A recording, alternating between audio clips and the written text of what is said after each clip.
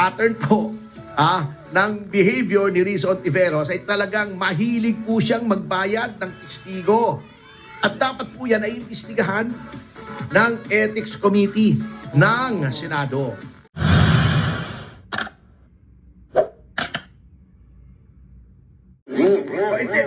Ito naaalala ko tuloy yung sinabi ni Pangulong Marcos, di ba? Kung anong plano niya sa droga.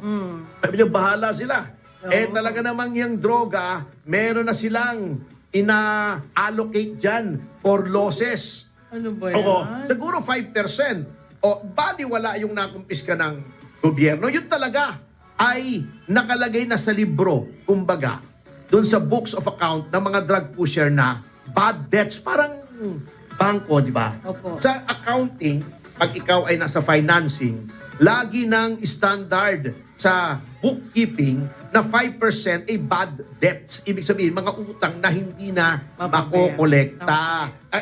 Yun.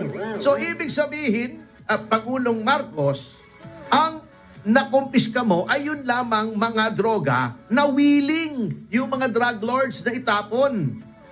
Yun ay naka-factor in na sa kanilang equation na yon ang mawawala sa kanila. Ready na po silang mawala yon. Kahit mawala yon, buhay na buhay po sila. Kasi 478 billion pang natira sa kanila.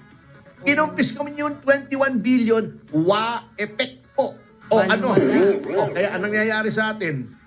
Yun ang problema lang. Hindi kasi nakikita ni Claire Castro, yung 478 billion, baka hindi siya marunong bumilang ng ganung kataas.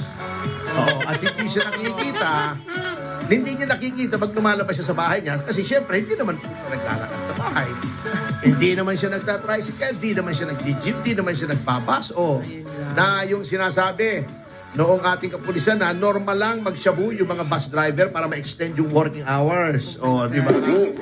Walang tulugan. Naman, ano mangyayari doon sa 62 billion na shabu mo? In just 3 years. In just 3 years ka pa. In just 3 years. In just 3 years, 1.4 trillion ang droga. Ano yung 62 billion kontra sa 1.4 trillion? Kakulangot lang yun. Pagyabang yan. Nakatakot Ay, naman, nako. attorney. Itong problema nga rito kasi sa mga tao rito sa ating pamahalaan. O katulad niyan si Rizzo Ontiveros. Diba, may lumabas na witness na siya daw ay binayaran para siya ay mag-testify kay Apollo Kibuloy. Laban kay Pastor Apollo Kibuloy. Alam niyo po, hindi na po ako nagugulat dyan Kasi ako personal, may nakakausap kami na mga witnesses na binayaran. Sinasabi nila na binayaran sila ni Rizzo Ontiveros. 2 instances personal. Kausap ko unang-una yung kay Kian. Yung na-convict naman yung mga pulis. At talaga naman kung may kasalanan, karapat-rapat naman talagang ma-convict. May justice. May justice. Pero noong una, may dumapit po sa amin ni Congressman Jing Paras. Ayan, buhay na testigo ni Congressman Jing Paras. Yung tatay ng isang bata, nagre-reklamo, minor ito kinuha daw yung anak niya sa kanya nang walang pahintulot ni Rizzo Ontiveros. So lumapit kami sa CIDG. Kasama namin yung tatay, nagreklamo. Kaya yan, kasama yung isang opisyal ng CIDG, kasama yung VACC, yung Volunteers Against Crime and Corruption, kasama si dating Congressman Jing Paras.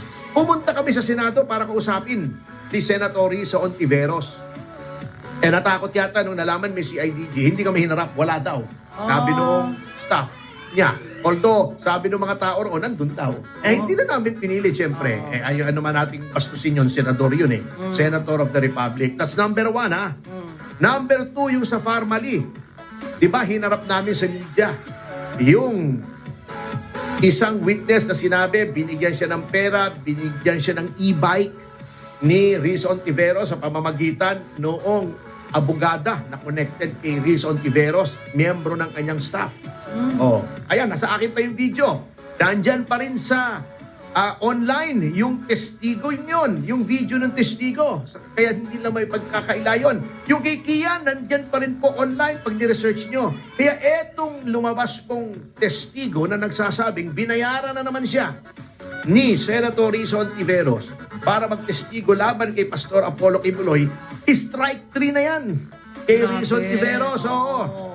At huwag niyong sabihin hearsay o patay lamang sa mga media reports yung aming sinasabi. Sapagkat personal po, nakausap ng inyong abang lingkod, yung tatay ng minor na kinuha nung grupo ni Risa Hontiveros. Pati yung sa Farmally, kausap ko po, nandoon po ako nung binibidyo yung kanyang testimony.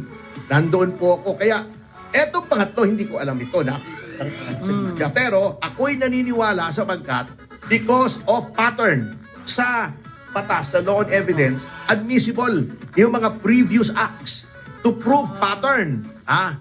Halimbawa, ikaw ay inakusahan na binubugbog mo yung asawa mo. Opo.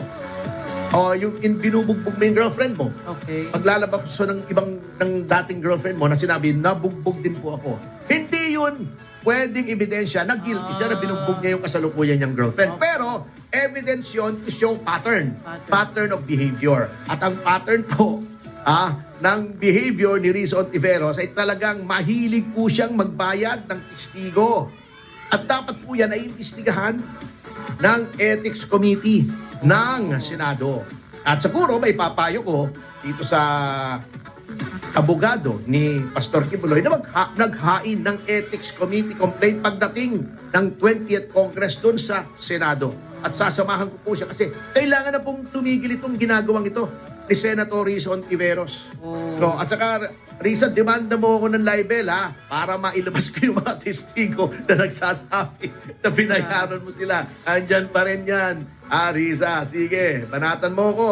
Mag-upakan tayo. Bago may sasabihin pa sila, kaya daw tinitira, inuupakan ng iba si Risa Hontiveros, threat daw kay Sara Duterte. Oh. Sa 2028, si Sara Duterte po, naka 33 million votes. Si Risa, both times. Natalo pa nga yan sa Senado, di ba? O, both times na nanalo siya, ulilat siya. So, anong threat ang pinagsasabi nyo?